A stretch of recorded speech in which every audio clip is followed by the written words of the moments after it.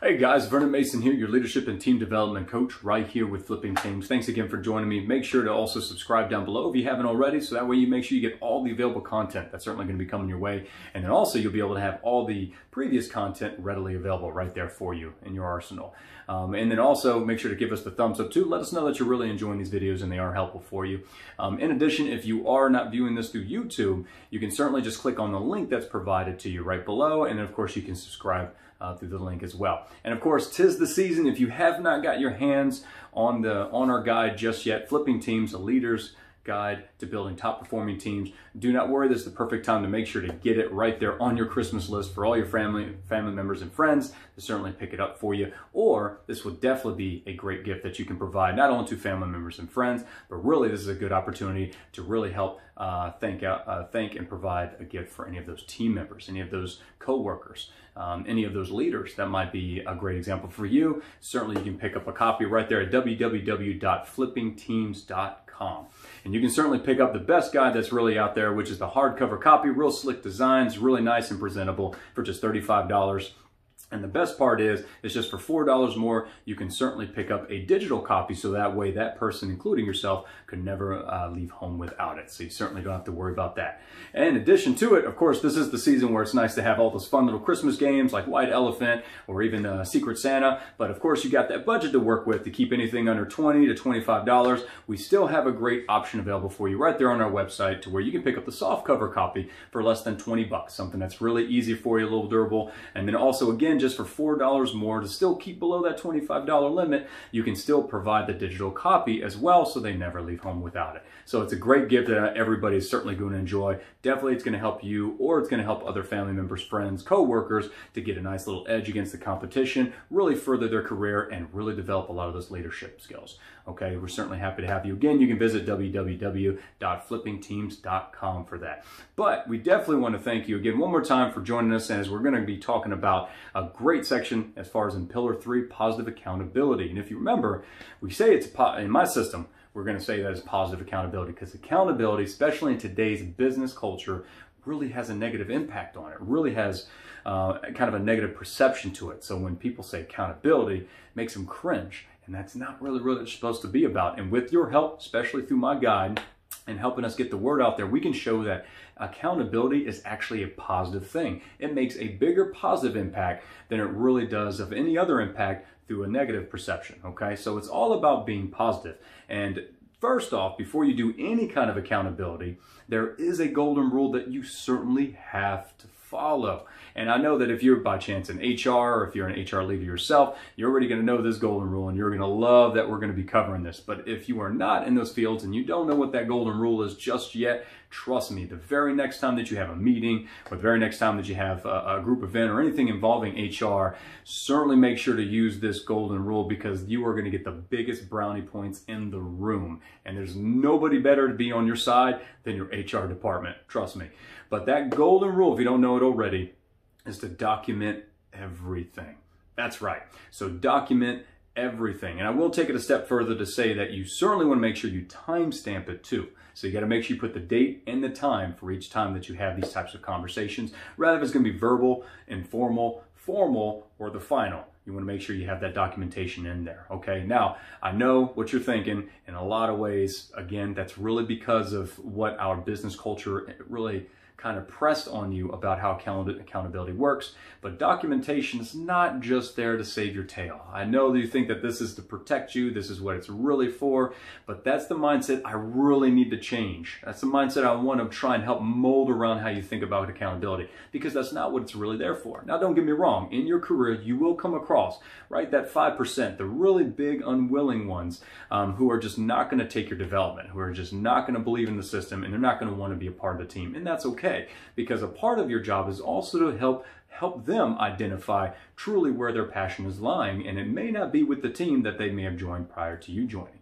And it took you to help them realize that. In a lot of ways, that still helps them out, and you're still helping them develop, which is great.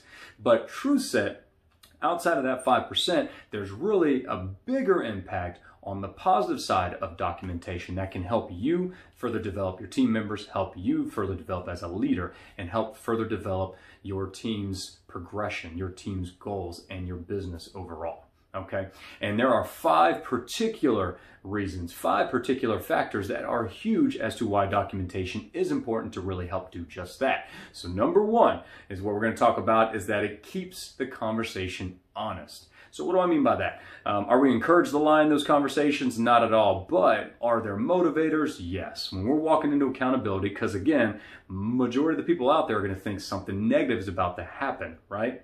So it creates a stressful, creates a kind of a worrisome, and it creates an anxious kind of situation. And in those moments, it can really build up and cause you to forget. It can cause people to possibly just say what they feel is the right thing to say, even if it's not what they believe in, just so that way they don't get in trouble, right? When you walk inside the door of an office, you know, it's your time to have an accountability conversation, or something may have gone wrong. You typically don't walk into a disco event, right? There's not lights or a crystal ball going on. There's not classic rock music that might be playing to let you know, hey, this is going to be kind of a laid back conversation. Not at all. It's typically quiet. You hear the door close behind you. You sit down. You hear your manager or your boss's shoes actually crinkling the carpet as they're walking across and gliding to sit down in a very, for some reason, now it's obnoxiously squeaky chair, and they're rocking back, feeling like you're kind of getting judged, right? That's what that typical accountable conversation feels like, or what people believe it's going to show and it's going to look like,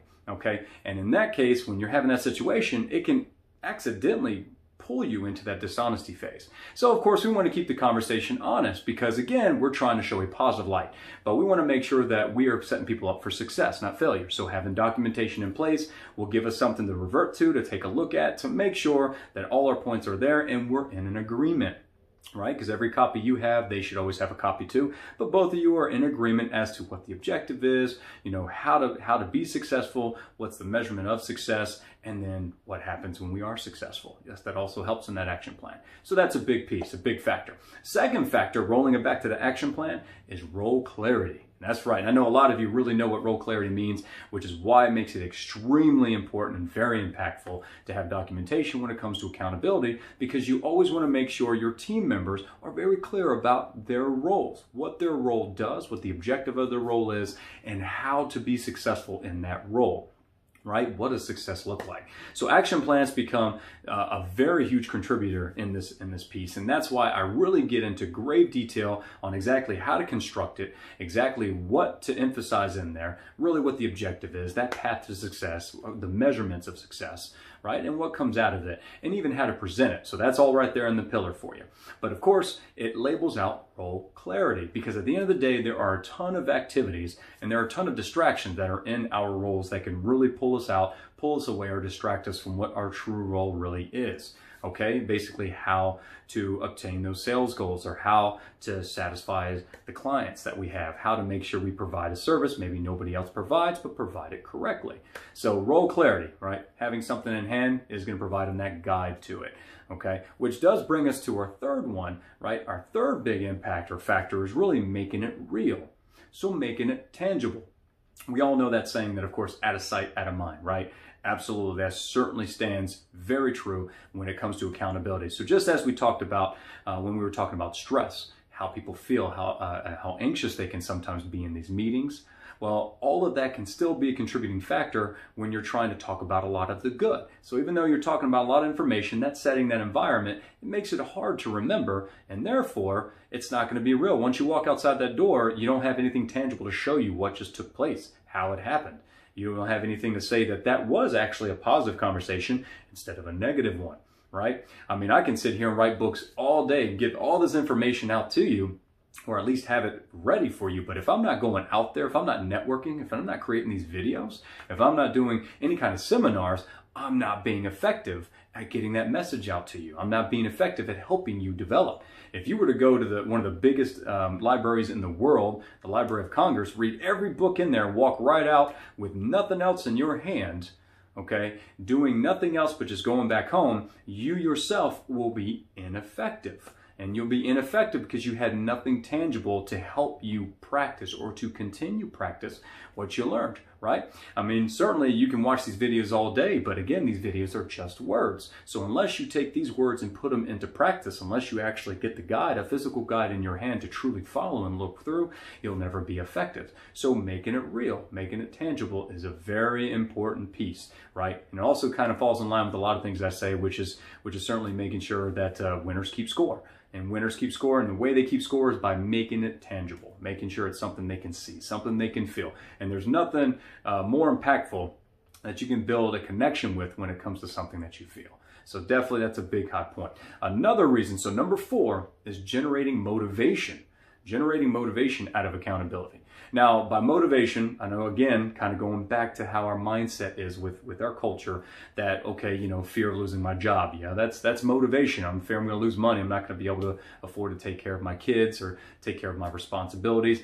That's not the type of motivation I'm really aiming at. Again, we're looking at these 5 big factors as to why it is a positive thing to have documentation. That's more of a negative mindset. So when we're talking about generating motivation, I'm talking about when someone is, let's say someone is actually being disciplined, whether it's a formal, verbal, informal, or it's going to be a final, that we're very clear about the role they have, right? And that how they can get the development, but more so that you are the one who still believes in them. No matter how far we've gone in the disciplinary process, you still believe in them. And that belief in them that they deserve to be better, they can be better, they certainly are, and your mindset are better than how they're truly performing, that is the motivation that conversation can create. That is motivating through accountability. And even another big impact, there's also a secondary application of this too. When somebody actually gets disciplined for whatever reason, and by discipline, again, we're talking about having a formal write-up conversation, whatever that may be.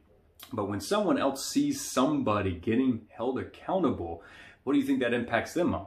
So, of course, again, they're seeing that someone else is being held accountable. That means I can be held accountable. So certainly, I'm going to want to make sure that I do better.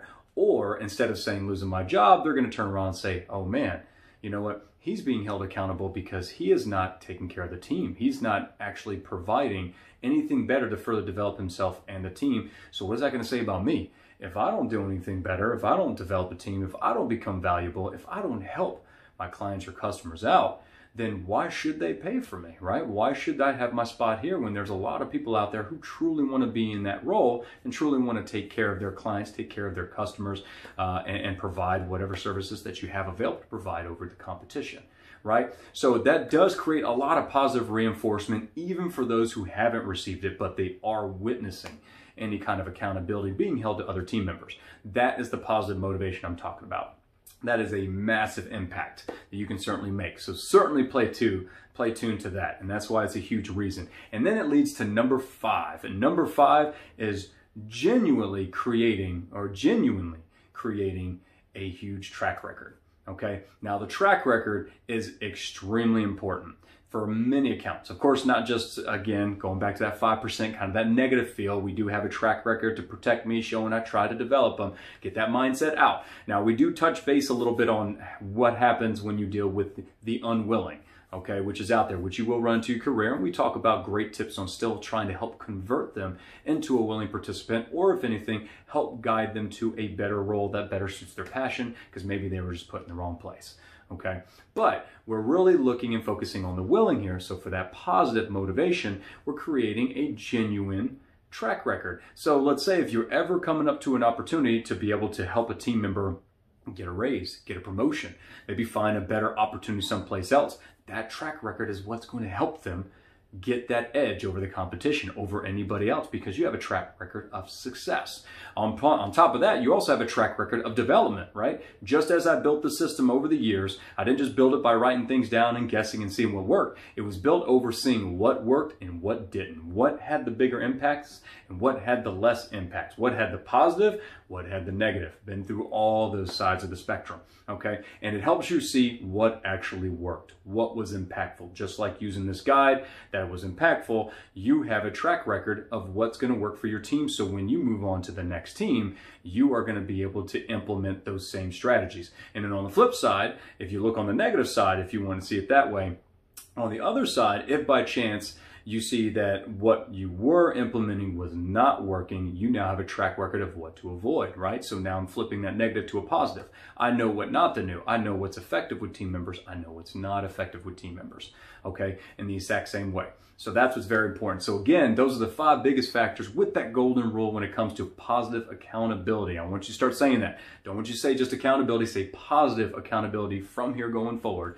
But you have 5 big reasons why you must follow the golden rule of documenting everything and making sure you use a timestamp, right? We want to make sure we keep the conversation absolutely honest. We want to release all the stress. We want to release all the anxiety that team members typically have. We want them to feel comfortable, feel positive, feel energized that your team member is sitting in front of you and that leader is going to help them develop, help them improve, help them become better. We also have role clarity, which is a huge factor, making sure we know exactly what the objective is, what that road to success looks like, how to follow it, and of course, how to celebrate it to make sure we have that. Making it real, so keeping it tangible, putting it right there in front of them. That way it's not out of sight, out of mind. They have an opportunity to relay back to what they discussed so they can further develop, remember, reinforce how they're going to develop their improvement as well. Generating motivation through accountability. We know all the nice positive generated, all the ways we can generate positive motivation. And then of course, lastly, creating that genuine track record of success. So that way, everybody can develop and everybody can succeed from this. Okay, so I hope you guys definitely make sure you took that with you. Take some notes, replay it, whatever you can, but you certainly want to make sure, if you haven't already, going forward, document everything and no longer just call it accountability. It is positive accountability, because that's what it's all about. It's going to take us. It's going to take me. It's going to take you. It's going to take all of us in the leadership development roles, or those that are looking to develop into leaders, to make sure we change the way the mindset is in our business culture when it comes to accountability. It is a positive reinforcement, and that's what it's here for you. And that's what Pillar 3 is certainly going to bring to you. So again, if you haven't done so already, make sure to get on www.flippinteams.com to make sure to order that book or put it on your Christmas list and show others certainly how to get there. And then of course, make sure to subscribe below so that way you can have all the available content coming your way. So thank you so much again. As always, this is Vernon Mason, your leadership and team development coach. And always remember to lead from the front.